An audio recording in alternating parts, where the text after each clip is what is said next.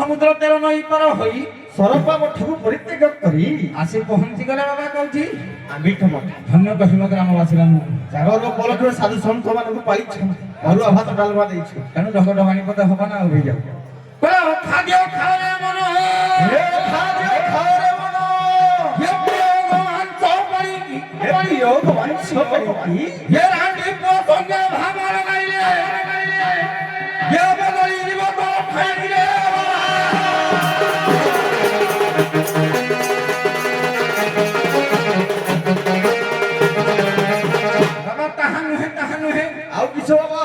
फाटू तो फाटू तो फाटू फाटू तो फाटू हे बाबा जनो फाटू हे बाबा जनो फाटू हे फाटू तारी पाखे बारो फाटू तारी पाखे हे बाबा मुदी होई खाए उठी गले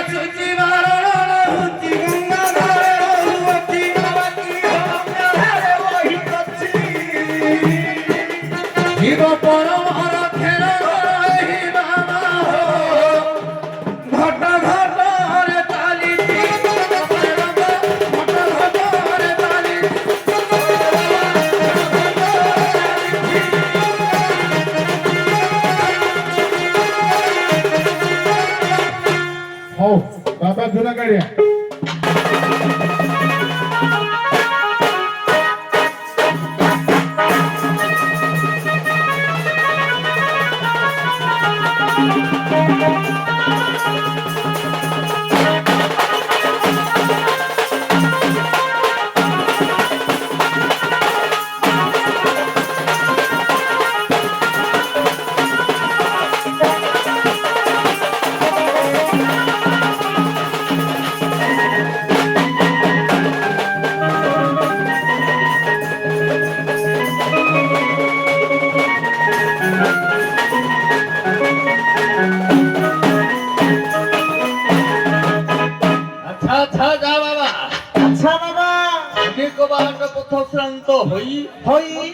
बाबाजी पहुंची जाइछंती आम ठीक नामरे मत तो नहीं मझा मझिरे नै लमी नहीं बाबा जहा हो अति सुंदर भई भोजन देई तिथि मानकर आतिथ्य सेवा करि थिबारु ए ग्रामवासींकर ईश्वरीय मंगल करंतु बोल अनुसार हरि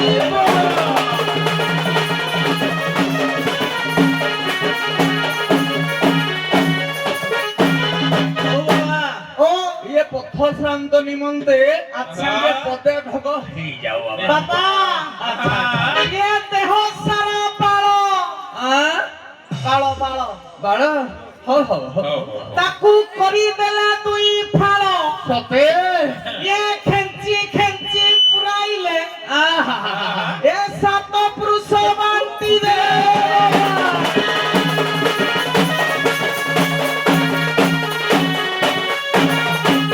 বলে বাবা তাহা নহে বলে ধরি থারে ভাই মন অন্টিকি এ কাটি দেব দিলে তন্টিকি আচ্ছা আচ্ছা ইয়ে কাটি দেলে রহিব খুঁটিকি যদি অছি খুঁটি বাবু রে বাবু পাইবু তার বেন্টিকি রে বাবা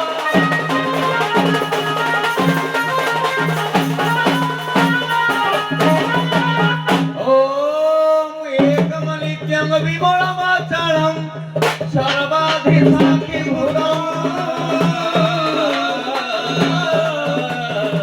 अवातीत त्रिगुणरहितं सद्गुरुं त्वां नमामि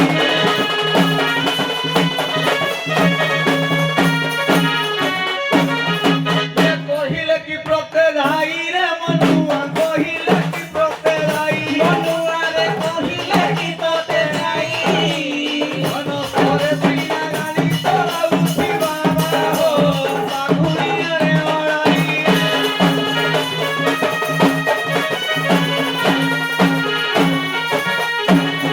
আরে পিম্পুড়ি বিবাহ হই গলে গগনে উড়াই ধুলি বাবাজি হো গগনে উড়াই ধুলি মিলর কঙ্কড়া মসলা ওদারে বাবারে বাবা বেগ দিয়ে উড়াহুলি বাবারে বাবা বেগ দিয়ে উড়াহুলি এ বাবা কালি পাটক মুন্ডা ଯିବା ସୁଲେଇ ପାଳ ସହିତ ହବା ଟିକେ ହରି ନାମ ନବା ନା এই যাও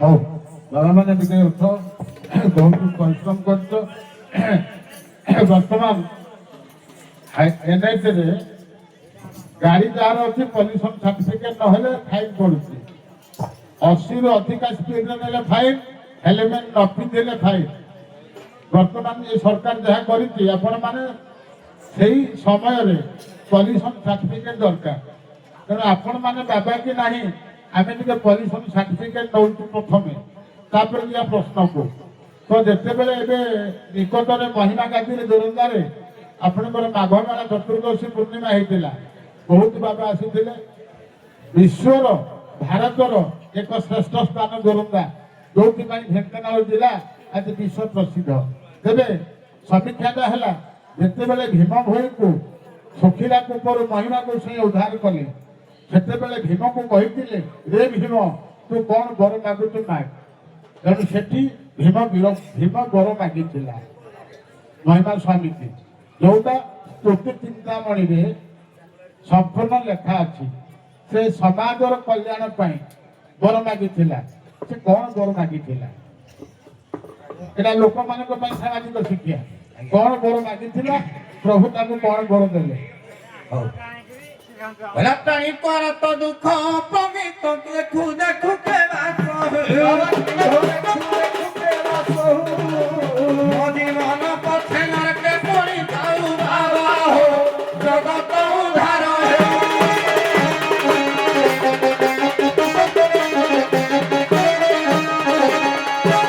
ଆତ୍ମାରେ ଭଗତି ନଥିଲେ ସେ ପ୍ରତି ଭଦ୍ର ପଡୁ ମୋ ପଣ୍ଡକୁ ବାବା କି ହବ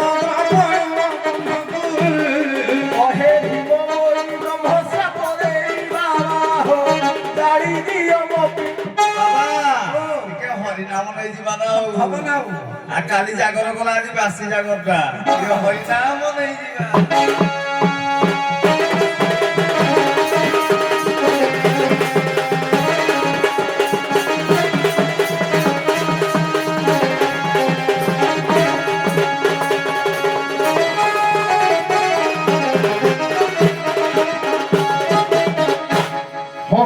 ଆପଣଙ୍କର ପଲ୍ୟୁସନ ସାର୍ଟିଫିକେଟ ଟିକେ ସେ ମଧ୍ୟରେ ଦିଅନ୍ତୁ ଆଜ୍ଞା ଗାଉଥିଲେ ବାବୁ ଆମର ପ୍ରାଣୀଙ୍କ ଆରତ ଦୁଃଖ ପ୍ରମିତ ଦେଖୁ ଦେଖୁ କେବା ସବୁ ମୋ ଜୀବନ ପଛେ ନରକ ପଡ଼ିଥାଉ ଜଗତ ଉଦ୍ଧାର ହେଉ।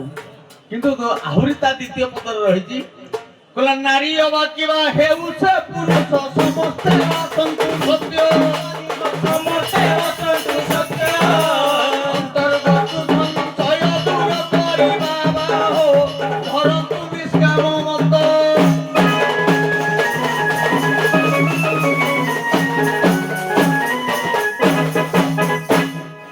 ସେତିକି ହଉ ମୁଁ କହିଦେଉଛି ଏ ଯୋଉ ସାମାଜିକ ଶିକ୍ଷା ସବୁ ଛୁଆଙ୍କର ଶିକ୍ଷା ଅଛି। ତେଣୁ ସ୍ତୁତି ଚିନ୍ତାମଣି ଭିତରେ ଆପଣମାନେ ପଶିଛନ୍ତି ସତ, କିନ୍ତୁ ସେଇ ଜିନିଷଟା ଅମର ଔଷଧିଟା ପାଇପାରିଲେ ନାହିଁ। ମୁଁ ମୂଳରୁ କହିଛି ଅମର ଔଷଧି ଦରକାର। ଯାହା ହେଉ ଦୂରଗାଡ଼ି ବାବା ମୋତେ କହିଲେ, କିନ୍ତୁ ସ୍ତୁତି ଚିନ୍ତାମଣିର ନିର୍ଦ୍ଦେଶ ଅନୁସାରେ ସେ ପଦଟା ହଉଛି କଣ?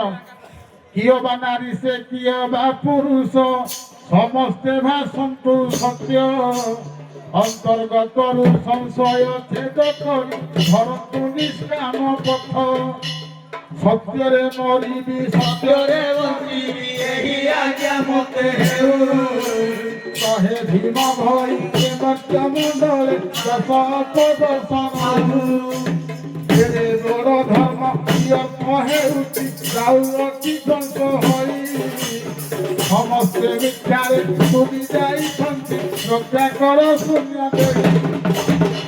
ତେଣୁ ଯୋଉ ପ୍ରାଣୀଙ୍କ ଆରୋପ କହୁନା ସେଟା ସାରା ବିଶ୍ୱରେ ପାର୍ଲାମେଣ୍ଟରେ ଲେଖା ହେଇଛି।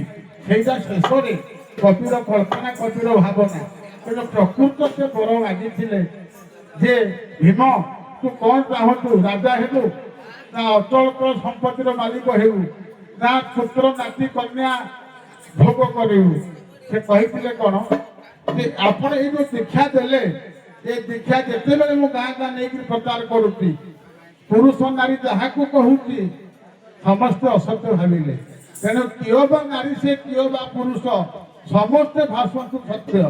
ଯେତେବେଳେ ସମାଜରେ ନାରୀ ହଉ ବା ପୁରୁଷ ହଉ ସମସ୍ତେ ସତ୍ ପଥରେ ଯିବେ, ସତ୍ୟ କଥା କହିବେ, এই আজ্ঞাটা যদি ହେବ ଏ ଧର୍ମ ରହିବ। ଏବଂ ଅନ୍ତର୍ଗତରୁ ସଂଶୟ ଛେଦ କରି ନିଜ ନିଜ ଅନ୍ତରରୁ ସନ୍ଦେହ ମୋଚନ କରି ସତ୍ ପଥରେ ଯାଆନ୍ତୁ। ତେଣୁ ସତ୍ୟରେ ମରିବି ସତ୍ୟରେ କରିବି ଏହି ଆଜ୍ଞା ମତେ ହଉ କହେ ଭୀମ ଭୋଇ ଦେବତ୍ୱ ମଣ୍ଡଳେ ଦଶ ଉପଦେଶ ରହୁ। ଭୀମ ଶେଷରେ ଏଇ ପଦଟା କହିଥିଲେ ଯେ ହେ ସ୍ୱାମୀ ମତେ ଏଇ ଆଜ୍ଞା ଦିଅନ୍ତୁ, ମୁଁ ସତ୍ୟରେ ମରିବି ସତ୍ୟରେ କରିବି। এই আজ্ঞা ব্যতীত ମୋର ଧନ ସମ୍ପତ୍ତି ଲୋଭ ଲାଳସ ପୁତ୍ର କନ୍ୟା କିଛି ନାହିଁ। ସ୍ତୁତି ଚିନ୍ତାମଣି ଶ୍ରେଷ୍ଠ ଗ୍ରନ୍ଥାବଳୀ ସାମାଜିକ ଶିକ୍ଷା। ତେଣୁ ସମସ୍ତେ ଜାଣିଲେ ଦିଟା ପ୍ରଶ୍ନକୁ ମନୁଷ୍ୟର ଯେତିକି କର୍ମେନ୍ଦ୍ରିୟ ଜ୍ଞାନେନ୍ଦ୍ରିୟ ଧୀରେନ୍ଦ୍ରିୟ ଅଛି ପଞ୍ଚ ଇନ୍ଦ୍ରିୟରେ ପାଞ୍ଚଟା ଜୀବ ଅହରହ ମରୁଛନ୍ତି। ପାଞ୍ଚଟା ଜୀବ ଅହରହ ମରୁଛନ୍ତି ଇନ୍ଦ୍ରିୟ ଲାଳସାରେ। ସେ ପାଞ୍ଚଟା ଇନ୍ଦ୍ରିୟର ନାଁ କଣ?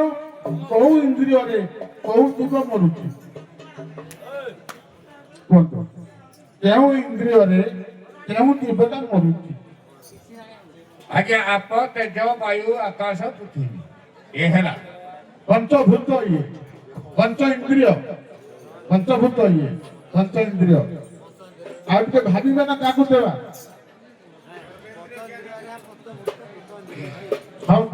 କୁହନ୍ତୁ ଆଜ୍ଞା ପଞ୍ଚ ଜ୍ଞାନେନ୍ଦ୍ରିୟକୁ ଯିବା ଟିକେ ଆଜ୍ଞା। ହଁ ପଞ୍ଚ ଜ୍ଞାନେନ୍ଦ୍ରିୟ ହେଲା ଆଖି। ପ୍ରଥମେ ଆଗେ ଯିବା ଆଖି କି ଆଜ୍ଞା। ଆଖି ଦୃଷ୍ଟିରେ ଆମର କୁପ୍ରଭାବ ଗୁଡାକ ଦୃଷ୍ଟି ପଡୁଛି। ଯେତେ କୁ ହଉ ସୁ ହଉ କୁପ୍ରଭାବ ପଡିବା ଦ୍ଵାରା ତେଣୁ ଅନେକ ପାପ ଗୁଡାକ ଆଜ୍ଞା ଦୃଷ୍ଟିନାଶ ଯାଉଛି। ପାପ ଦୃଷ୍ଟି ଗୁଡାକ ଦେଖିବା ମାତ୍ରକେ ଆମର ମଧ୍ୟ କୁପ୍ରଭାବ ସୃଷ୍ଟି ହଉଛି, ଯାହାକି ସେ ଜୀବ ନ୍ୟାସ ଯାଉଛି। ଦୁଇରେ ହେଲା ନାସା। ନାସା ଆଜ୍ଞା ଆମର ସୁଗନ୍ଧ ଏବଂ କୁଗନ୍ଧକୁ ଆଘ୍ରାଣ କରୁଛି। ତେଣୁ ଇଏ ନାସା ଦ୍ୱାରା ଆଜ୍ଞା ଯେତେବେଳେ କୁଗନ୍ଧ ଗୁଡାକ ନାଶ ଯାଉଛି, ଯୋଉ ଜୀବ ମରି ଯାଉଛି ତାର ଦୁର୍ଗନ୍ଧ ଗୁଡାକ ନାସା ମଧ୍ୟରେ ଶବ ହଉ ମଢ ହଉ ଯେକୌଣସି ଜୀବ ହଉ ସେ କୁଗନ୍ଧ ଗୁଡାକ ସ୍ନାନ ହଉଛି। କର୍ଣ୍ଣ ହେଲା ଆଜ୍ଞା କୁଭାଷ। ଯେତେବେଳେ କର୍ଣ୍ଣରେ କୁଭାଷା ଗୁଡାକ ଅନେକ ଭାଷା ଶ୍ରବଣ କରିବା ସତ୍ତ୍ୱେ କୁଭାଷା ଗୁଡାକ କର୍ଣ୍ଣରେ ଶୁଣିବା ଦ୍ୱାରା ମଧ୍ୟ ଆଜ୍ଞା ଇଏ ମଧ୍ୟ ନ୍ୟାସ ଯାଉଛି। ଆଉ ଗୋଟେ ହେଲା ବାକ୍ୟ, ବାକ୍ୟ ହେଲା ମୁଖ। ଆଜ୍ଞା ଇଏ ଯେତେବେଳେ କୁଭାଷା ମୃତ ବିନୟ ବଚନ ଛାଡି ଯେତେବେଳେ ଆମେ କୁଭାଷା ଗୁଡାକ ପରିତ୍ୟାଗ କରୁଛେ ସେତେବେଳେ ମଧ୍ୟ ଅନେକ ଜୀବ ମାନଙ୍କ ଆଜ୍ଞା ପାପା ନାମ ପର ପୀଡକମ, ଯେ ଭାଷା ଦ୍ୱାରା ଅନେକ ପାପ ଭାଷା କହିବା ଦ୍ୱାରା ଅନେକ ଜୀବକୁ କଷ୍ଟ ଦେଇ ଆଜ୍ଞା ତାଙ୍କ ଜୀବନ ନ୍ୟାସ ଯାଉଛି। ହଉ ଗୋଟେ ବାଟରେ ବାବା ଆପଣ ବୁଝେଇଲେ, ଆମେ ତାକୁ ମୋର ପ୍ରସଙ୍ଗ ଥିଲା ଜୀବ ଯେମିତି ଗାଈ ଗୋରୁ ଛେଳି ମେଣ୍ଢା ମଣିଷ ଏମାନେ ଜୀବ। ଆପଣ ଯାହା ବୁଝେଇଲେ ସେଟା ମୁଁ ଅଲଗା ବାଟରେ ସ୍ୱାଗତ କରୁଛି, କିନ୍ତୁ ଏ ପ୍ରସଙ୍ଗରେ ମୋର ଥିଲା ଇନ୍ଦ୍ରିୟରେ ଜୀବ ମରୁଛି। ଗୋଟେ ଜୀବର ନାଁ କହିବେ, ସେ ମଣିଷ ହେଇପାରେ, ଗାଈ ହେଇପାରେ, ଘୋଡା ହେଇପାରେ, ହାତୀ ହେଇପାରେ, ଯାହା ବି ହେଇପାରେ। ଜୀବ ଯଦି କହିବେ ତାହେଲେ ଏ ପ୍ରସଙ୍ଗଟା ଠିକ ହେବ। ଆଜ୍ଞା ଜୀବ ହଉଛି କିଏ ନା ଏ ଆମର ଜୀବ ହେଲା କିଏ ନା ଆତ୍ମପ୍ରେମମୟ କୃଷ୍ଣ ଜୟ ରାଧେ ହରି। ଯଦି ହଉ ଆମର ପରମ ପୁରୁଷ ହେଲେ ଯଦି ବ୍ରହ୍ମମୟ, ଜୀବ ହେଲେ ପ୍ରକୃତି ରୂପିଣୀ ହେଲେ ରାଧା ହେଲେ ଆମର ଜୀବ। ଇଏ ଜୀବକୁ କଷ୍ଟ ଦବାର ଆଜ୍ଞା 6ଟା ଚକ୍ର ଆଜ୍ଞା ଆବିଷ୍କାର କରିଛନ୍ତି। ଏ 6ଟା ଚକ୍ରରେ ମୂଳାଧାର ଚକ୍ର ଯିବା, ମୂଳାଧାର ଚକ୍ର ଦ୍ୱାରା ତେଣୁ କାହାକୁ କଷ୍ଟ ହୁଏ ନା ଆଜ୍ଞା ହେତେ ବକ୍ର ତୁଣ୍ଡି ଦେବି। ବାବା ଟିକେ ରୁହନ୍ତୁ, ପ୍ରାୟ 10 ବର୍ଷ ପାଖାପାଖି ହେଇଯିବ ମୁଁ ଏଇ ପ୍ରଶ୍ନ ରାମନାଥପୁର ଟୁର୍ଣ୍ଣାମେଣ୍ଟରେ ପଚାରିଥିଲି। ଯେତେବେଳେ ଆପଣ ଥିଲେ ହେମସରପଡ଼ା ବୋଧେ ସେଥିରେ ଥିଲେ, ଏବଂ ସେଥିରେ তিনি ହେମସରପଡ଼ା ନା କୋଉଠି ଥିଲେ, ଯୋଉଠି ବାବୁଲି ବାବୁଲି ଆପଣ ମିଶିକି ଥିଲେ ହେମସରପଡ଼ା। ସେଇ ପ୍ରଶ୍ନ ଥିଲା, ମୁଁ ମନେ ପକେଇଥିଲି କାଳେ ସେଟା ମନେ ରଖିଛନ୍ତି କି ନାହିଁ ହେଲା। ମୁଁ କହିଦଉଛି ଆପଣଙ୍କର ତତ୍ତ୍ୱମୀମାଂସାଟାକୁ ମୁଁ ସ୍ୱାଗତ କରୁଛି, କିନ୍ତୁ ଏ ପଟରେ ଏଟା ହଉନାହିଁ। ମୁଁ କହିଦଉଛି ଚକ୍ଷୁରେ ଆପଣଙ୍କର ମାଛ ମୀନ ମରୁଛି ଚକ୍ଷୁରେ, କାରଣ ଯେତେବେଳେ ଥୋପଟା ପଡୁଛି ମୀନ ଦେଖୁଛି ଏବଂ ତାକୁ ଆଘ୍ରାଣ କରୁଛି ମରୁଛି। କର୍ଣ୍ଣରେ ମରିଥିଲା କିଏ ନା ମୃଗୁଣୀ, କର୍ଣ୍ଣପାତ କରିକି ମୃଗୁଣୀ ମରିଛି, ସେ ଗୋଟେ ଜୀବ। ଜିହ୍ୱାରେ ମରୁଛି ଭ୍ରମର, ପୁଷ୍ପରେ ଯେତେବେଳେ ଆଘ୍ରାଣ କରୁଛି ଭ୍ରମର ଜିହ୍ୱା ଲାଳସାରେ ମରୁଛି। ଏବଂ ନାସିକା କହିଲେ ନାକରେ ମରୁଛି କିଏ ଗଜ ବା ହାତୀ, ମାଇ ହାତୀର ଆଘ୍ରାଣରେ ମରୁଛି। ତ୍ୱକ୍ କହିଲେ ଯୋଉ ଚର୍ମ ସେ ହଉଛି ପତଙ୍ଗ। ତେଣୁ 5ଟା ଇନ୍ଦ୍ରିୟରେ 5ଟା ଜୀବ ସଦା ସର୍ବଦା ମରୁଛନ୍ତି। ଇଏ ହଉଛି ବହୁତ ଦିନର କଥା, କାଳେ ଜାଣିଥିବେ ମନେ ପକେଇଥିଲେ। ହଉ ଠିକ ଅଛି। ମୁଁ ଟିକେ କଥା କହିବି। ହଁ ଏ ଯୋଉ ଆଖି, କର୍ଣ୍ଣ, ନାସା, ଜିହ୍ୱା ଏଗୁଡାକ ଇନ୍ଦ୍ରିୟ କି? ହଁ ଏଠୁ ଆରମ୍ଭ କଲେ ଇନ୍ଦ୍ରିୟ, ଧୀ ଇନ୍ଦ୍ରିୟ, କର୍ମେନ୍ଦ୍ରିୟ, ଜ୍ଞାନେନ୍ଦ୍ରିୟ, ଧୀ ଇନ୍ଦ୍ରିୟ 5ଟା, 25 ପ୍ରକୃତି ଅଛି ନା। 10 ଇନ୍ଦ୍ରିୟ ଭିତରେ ଇଏ ଗୋଟେ 5 କର୍ମେନ୍ଦ୍ରିୟ, 5 ଧୀ ଇନ୍ଦ୍ରିୟ। ଆଜ୍ଞା ତୋ ମତରେ ହଉଛି ଏ 9 ଦ୍ୱାର, ଏ ହଉଛି 10 ଦ୍ୱାର। ଏଗୁଡାକ ସାର୍ ଆପଣ ଇନ୍ଦ୍ରିୟ କହୁଛନ୍ତି, ଆଗେ କେବେ କଣ 10 ଇନ୍ଦ୍ରିୟ ଅଛି। 11 ଇନ୍ଦ୍ରିୟ କହିବି ସାର୍। ଇନ୍ଦ୍ରିୟ ଅଛି, ଆପଣ ଦେଖନ୍ତୁ ଇନ୍ଦ୍ରିୟରେ ମରୁଛନ୍ତି, ଜୀବ ମରୁଛି। ଆପଣ ମାନେ ଯାଆନ୍ତୁ। ହଉ ଆପଣ ମାନେ ଯାଆନ୍ତୁ, ଧନ୍ୟବାଦ। ହଉ।